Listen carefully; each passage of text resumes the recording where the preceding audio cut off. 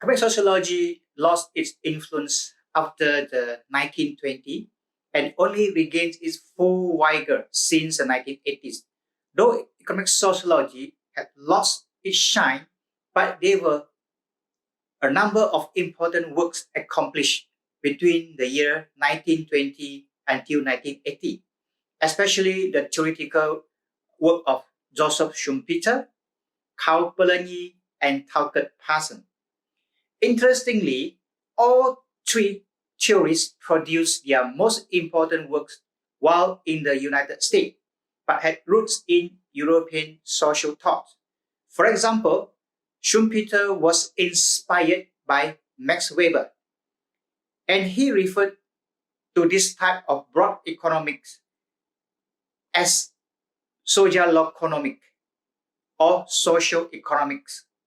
Schumpeter defined economic sociology as a study of institutions within which economic behavior takes place. Schumpeter produced three studies in sociology.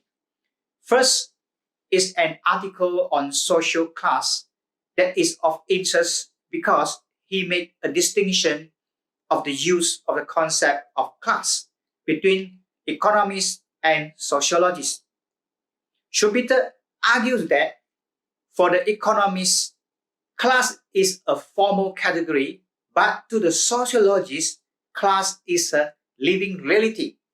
Schumpeter's theory of the entrepreneurs opened the door to a general theory of classes as functional groupings.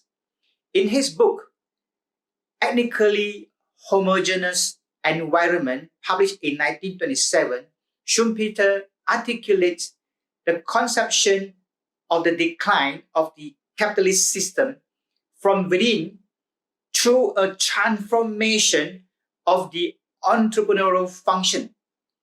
He argues that the origins of capitalism can be treated in terms of the decline of the feudal aristocracy and the rise of the modern bourgeoisie.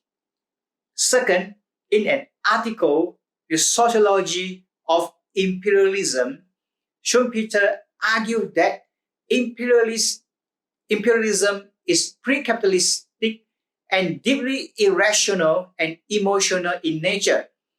That is essentially an expression for warrior nations of their need to constantly conquer new areas or fall back and lose their power.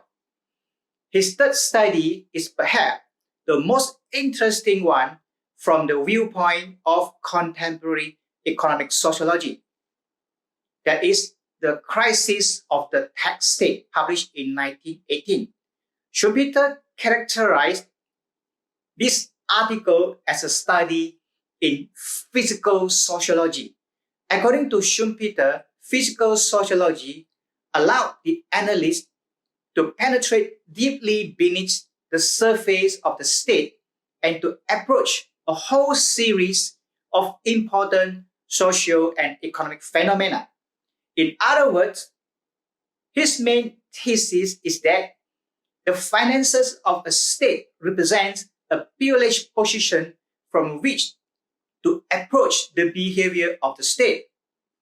Schumpeter's book, Capitalism, Socialism, and Democracy, published in 1918, basically raises a question, that is, can capitalism survive?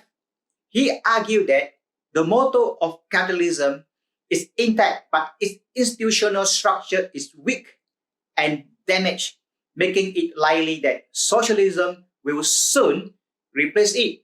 As of today, we can confidentially say that Schumpeter was evidently wrong on this point. I think you will agree, right? Entrepreneurship is at the heart of Schumpeter's treatment of economic change. His central idea was that entrepreneurship consists of an attempt to put together a new combination of already existing elements. He argued that the main enemy of the entrepreneur is the people who resist innovation. He views innovation along with knowledge as the main catalyst of successful entrepreneurship.